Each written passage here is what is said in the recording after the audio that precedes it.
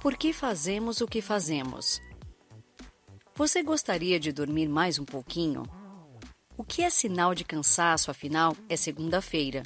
Provavelmente o final de semana foi movimentado, com festas, atividade física, viagem, e você precisaria de mais algumas horas até o corpo se recuperar de um esforço intenso.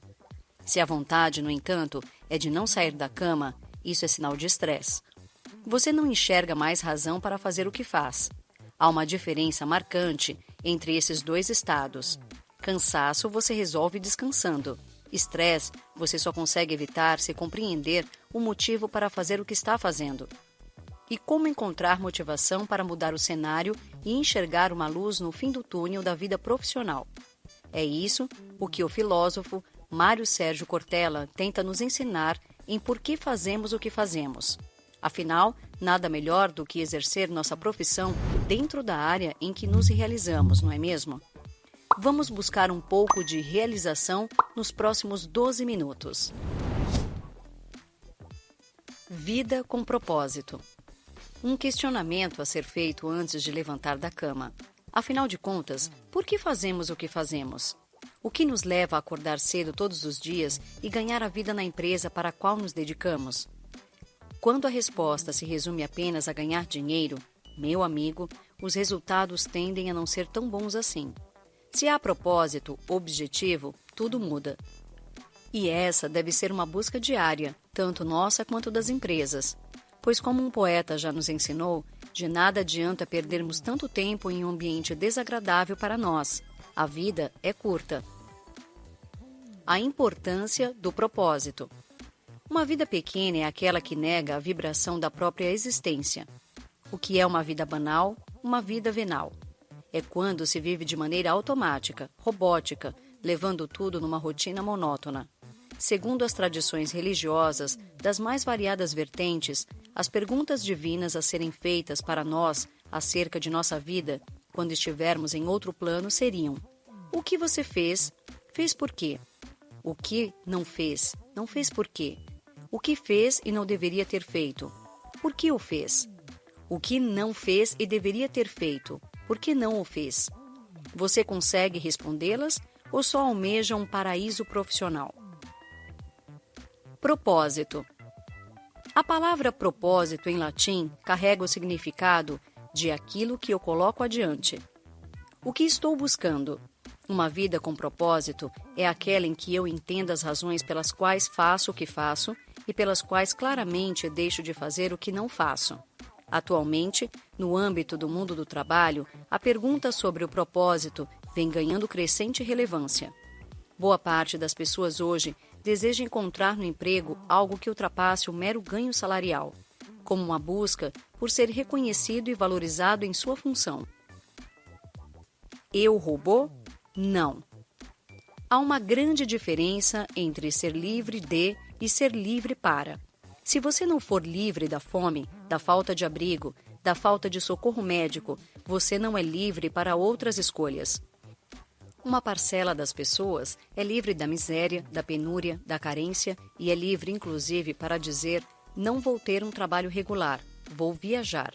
Por isso, se o próprio indivíduo fizer as coisas de modo automático, robótico, isso levará a um processo de alienação, isto é, de perda de si mesmo. Portanto, algo muito forte da natureza do trabalho se perde, a natureza autoral, a sensação de eu sou o realizador daquilo. Fazê-lo de modo automático é tirar de mim a dimensão realizadora. Nessa hora, eu me desumanizo, isto é, me aproximo do mundo das máquinas. Afinal, quem não quer ser reconhecido por um trabalho bem feito? Tempos modernos. A grande simbologia do filme Tempos Modernos, de Charlie Chaplin, 1936, é que o Chaplin, interpretando o operário, não é esmagado pela máquina. O mais triste nessa obra não é o automatismo do movimento da linha de montagem que ele, mesmo após a parada da esteira, continua reproduzindo, mas sim a alegoria de que ele se integra àquela engrenagem de tal modo que sai do outro lado ileso. E isso é o contrário do que se imaginaria no mundo do trabalho, no qual a pessoa deixa de ser humana no cotidiano para virar apenas uma peça de uma engrenagem. Odeio segunda-feira. Se seu propósito na vida profissional for tão somente ganhar dinheiro, então não sofra. É para isso. Pronto. Se for realizar-se, ter uma percepção autoral, obter reconhecimento, então esse é o lugar ou o ofício errado quando as segundas-feiras forem enfadonhas demais e houver sofrimento para ir trabalhar. Toda conquista exige sacrifícios. Um artista pode, por exemplo, passar meses em condições inóspitas gravando um filme. Mas quando a obra é lançada, a percepção autoral dele vem à tona. Ou um artista que passa semanas ensaiando uma peça de teatro, às vezes para 4 ou 5 sessões apenas. Mas aquilo dá a ele outra visão de significado. Quem sofre demais com a chegada da segunda-feira não está apenas com cansaço físico. Na verdade, a pessoa não está se encontrando naquilo que faz. Precisa rever os propósitos que tem para aquilo que está fazendo. Somos cíclicos, mas não devemos viver em função das sextas-feiras. A encrenca não é dizer, hoje é sexta-feira. É aguardar com tanta intensidade que chegue esse dia que não se consiga aproveitá-lo por absoluta ansiedade. Rotina não é monotonia. Muita gente se queixa da rotina do trabalho. Vale lembrar que rotina não é sinônimo de monotonia. O que faz com que haja um enfado em relação ao cotidiano profissional é a monotonia, não a rotina. A rotina pode ser, inclusive, altamente libertadora. É ela que permite a organização de uma atividade e, portanto, a utilização inteligente do tempo.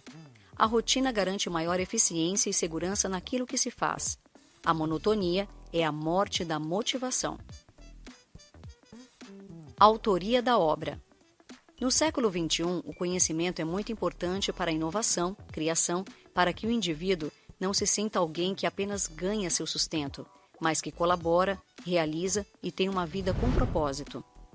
Convém reafirmar a necessidade de que o trabalho se descole da alienação, daquilo que é a ausência de pertencimento. Ninguém quer apenas fazer coisas, mas ter uma postura autoral em relação às coisas que faz, como algo que também é de sua lavra. De certa forma, essa autoria se aproxima do espírito artífice na história do Ocidente.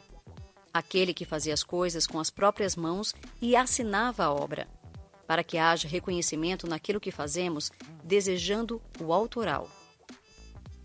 O trabalho que nos molda. Nós fazemos o trabalho, mas em certo sentido, ele também nos faz. Isso acontece na medida em que o trabalho ajuda a moldar as nossas habilidades e competências. As atividades que realizamos contribuem para formar a nossa identidade profissional. A origem da motivação. Motivação é uma porta que só abre pelo lado de dentro. É necessário entender que, embora a palavra motivação signifique mover, movimentar, fazer com que haja o ponto de partida para algo, ela é um estado interior. Não devemos confundir motivação com estímulo. O estímulo é aquela palavra de incentivo apenas e tão somente para darmos um passo, enquanto a motivação nos leva além, nos faz ter um propósito além da próxima tarefa. O que mais desmotiva? A principal causa da desmotivação é a ausência de reconhecimento, não a falta de remuneração. Quando o profissional não é objeto de gratidão pelo que faz. Embora o indivíduo saiba que é um empregado, ser só mais um empregado é um fardo muito maior. Ser só mais um não significa não ser nada. Quer dizer que não é o patrão, é um entre outros. E que, portanto, o não reconhecimento do valor, do resultado do trabalho, da colaboração no projeto coletivo é absolutamente frustrante.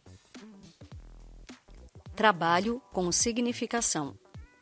A empresa é um lugar onde se pode construir uma parcela daquilo que pode proporcionar situações de felicidade.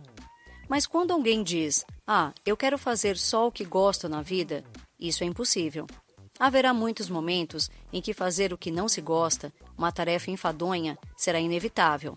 Fazer apenas o que se gosta na vida é uma utopia, o que não significa que não devamos buscar fazer, na maior parte do tempo, aquilo que gostamos. Ética do esforço.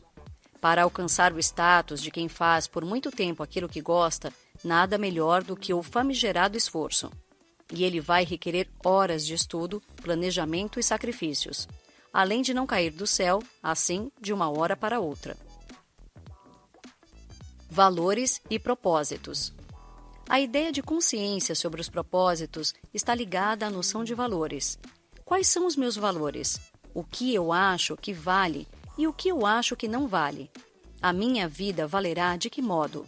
É uma vida com ou sem valia? Que valia eu quero colocar nela?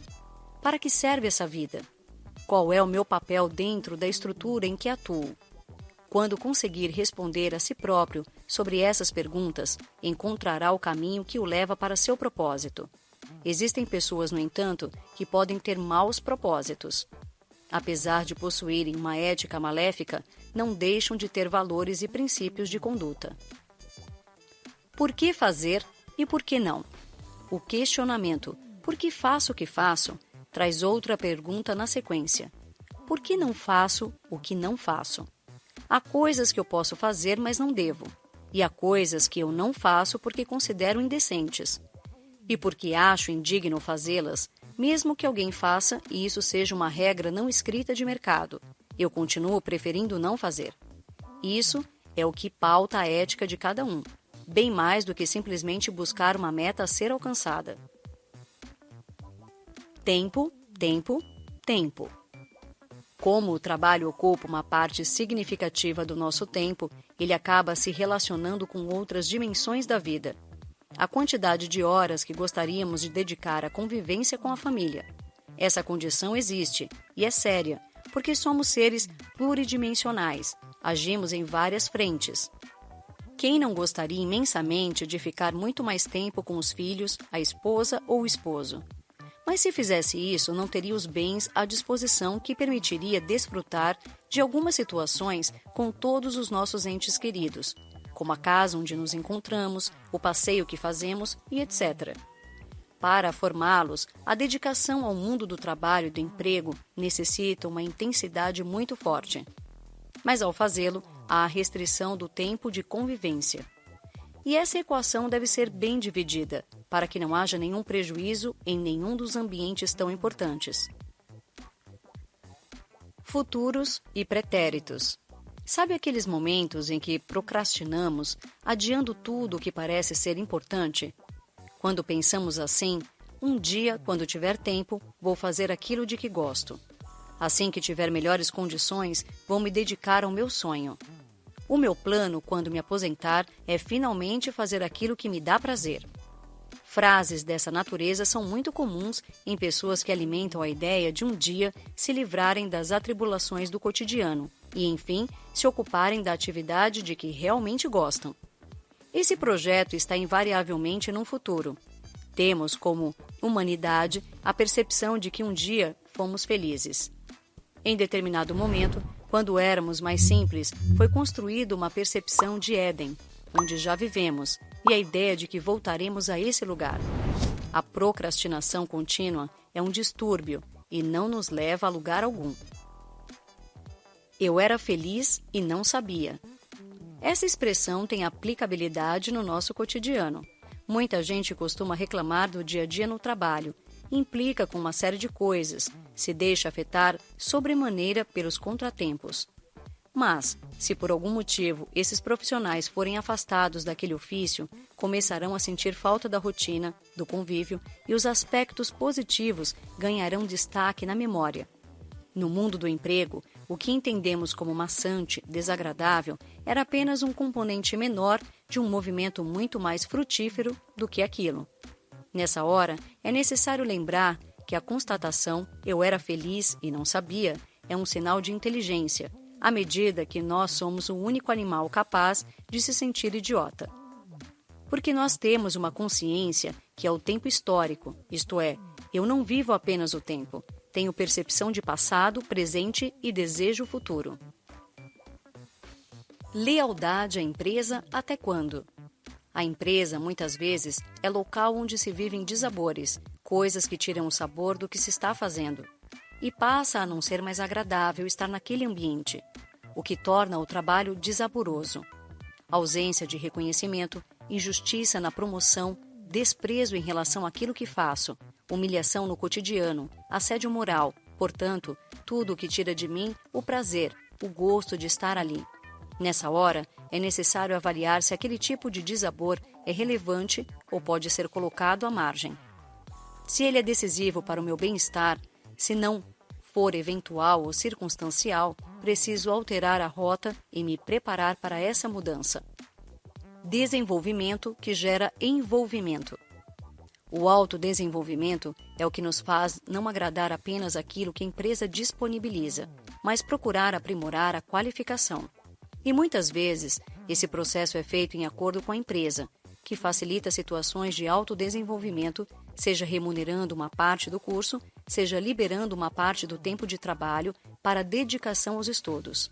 Esse é um pensamento moderno, pois o desenvolvimento de ambas as partes vai multiplicá-lo a favor da empresa e do funcionário mutuamente. Além do que, é mais um motivador para ambas as partes. Motivação em tempos difíceis. Nesses períodos de baixa, como encontrar motivação para continuar em busca de melhores resultados? Ora, assim como aprendemos a viver a fartura, precisamos aprender a viver a restrição.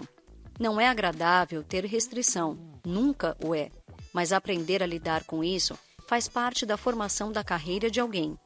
Assim como quando sofremos algum percalço na saúde e precisamos aprender a fazer dieta, a nos privar de comer alguns alimentos que nos dão satisfação. É preciso encontrar caminhos e compreender que são períodos. Organizações com propósito. Várias organizações são encantadoras. Apesar de não renegarem o lucro, encaram-no como resultado de um trabalho com desdobramentos benéficos no âmbito social comunitário. Não ambicionam um ganhar indiscriminado, independentemente do resultado da ação. É uma ação consequencialista, isto é, em que se avalia a justeza do lucro também pelo resultado que ele produz na comunidade, e não apenas como efeito da negociação de um produto ou serviço. Há pessoas que encontram na empresa uma função social, que não é focada exclusivamente na lucratividade, mas faz bem à comunidade. Esse é um lugar em que é prazeroso trabalhar, portanto, tem um nível de atratividade maior. Também é um lugar em que todos sonham estar, que há maior confiança entre seus consumidores. A empresa me sustenta, eu a sustento. Uma empresa precisa ter lucratividade, rentabilidade, produtividade e competitividade. A sustentabilidade nesses 4 tópicos advém de uma série de fatores: competência em seu setor, o tipo de produto ou serviço que oferece, a capacidade de planejar-se estrategicamente, os equipamentos de que dispõe, o posicionamento no mercado e a capacidade de analisar cenários futuros. Mas também depende essencialmente do modo como ela maneja o estoque de conhecimento que detém, por meio dos colaboradores. Ao investir em educação corporativa, não necessariamente a empresa estará mais bem preparada. Essa relação não chega a ser direta. O contrário, entretanto, é automático. Não investir na formação implica uma perda significativa da competência e da qualidade. Há uma clássica frase que todos sempre lembramos: se você não acredita que educação é um bom investimento, tente investir em ignorância. Não existe uma relação direta, linear, entre formação e aumento de competitividade. Num mundo totalmente complexo, seria reducionista pôr essa questão sob um ponto de vista exclusivo. Hoje, no entanto, as organizações que se diferenciam são as que não enxergam o trabalho das pessoas como commodity e priorizam a qualificação permanente de seus quadros. Notas finais. Paciência na turbulência, sabedoria na travessia. É com essa mensagem que Cortella nos expõe os diversos momentos que podemos passar em nossa vida profissional antes de alcançarmos aquilo que queremos por meio da motivação. Não adianta sonhar inutilmente que só iremos trabalhar naquilo que gostamos, como também não adianta levarmos o trabalho apenas como meio de ganhar dinheiro, sem pensar em projetos que nos satisfaçam além da parte financeira. E a parceria empresa-funcionário pode ir além do que apenas a folha de pagamento.